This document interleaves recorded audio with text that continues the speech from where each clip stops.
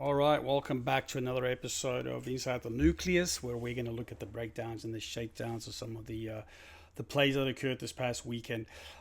We are currently looking at Australia versus Argentina. This past weekend, they played in New York for the New York Sevens. And I think this was the third place playoff. So what we're going to look at today is now the defensive side of the ball, and just kind of see how Australia did a really good job in defending Argentina. Especially this side of the field. A few things to kind of look at in the next picture is it seems like it's becoming a common theme where most teams wants to either overload the blind side in the hope that the defense will shift over and then opening up that space that they can manipulate. Australia does a really good job to not fall for that trap.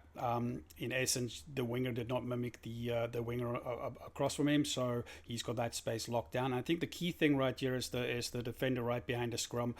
He did not shift over, and he pretty much just stayed behind the scrum, giving him two angles to attack. So if you kind of look at what the next clip will kind of give you an idea of how well they kind of just read the attack. So in this instance, if you think about it, that defender does a great job to put himself in a position where he now has an ability to either cover the inside on the open field or cover the blind side if he needs to. The key thing here is, and that's the next 2 seconds, you'll kind of see this, one of the details that Australia does really well. Golden rule for me is my hooker always goes left, so the hooker now kind of becomes a bailout, and what he wants to do is he wants to kind of anchor that little vacuum right there to make sure that he can release the defender in the back, and he also gives the 9 the opportunity to decide whether he's going to pressure the pivot or just pressure the 9.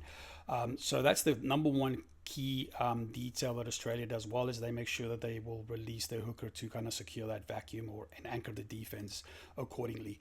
The second thing that Australia does really well to make this defensive stand work is the fact that they've now wheeled the scrum, and now it gives the winger an even better angle to kind of bust from, and then cover that inside channel. Longbottom does a really great job in reading what's in front of him, and I think the key things to remember in this whole image, or this clip right here, is a few things.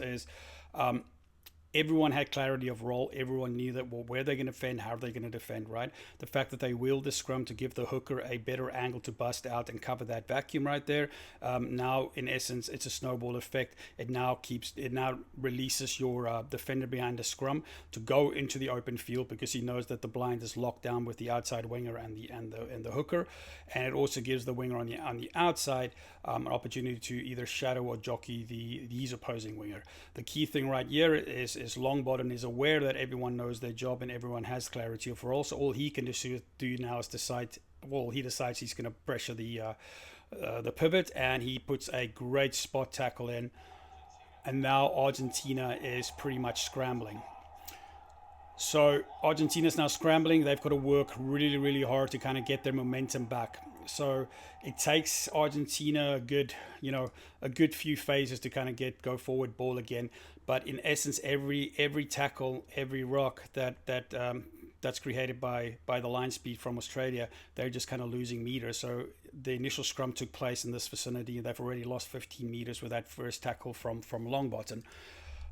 As we go through the play, the next breakdown, they didn't get go forward ball. They're behind the gain line, and now that creates even more pressure for them on the second phase. And at the end of the day, you're looking at 3 phases where they've lost 22 meters, and now they've got to work really hard to even get back into an area where they feel like they've got positive yardage or they've got their meters back. I think at the end of this clip, Australia pressured them to a point where they had, I think, about 3 or 4 phases before it was a turnover ball. I think the ideal defensive stand, in my opinion, would be maybe a 3-phase shutdown. So as a defense, you want to make sure that you can shut down the defenders, or at least the attack, within 3 phases, and that means that you've done effective line speed and you've done your work. In this instance, Australia is giving them another phase, but if you really think about it, they had to work really hard to even get near the vicinity where the initial scrum took place. So great job on Australia for defending with such velocity. But at the end of the day, this is just another example of when you have clarity of role and everyone's on the same page, that you can pretty much defend and also get some positive meters in return.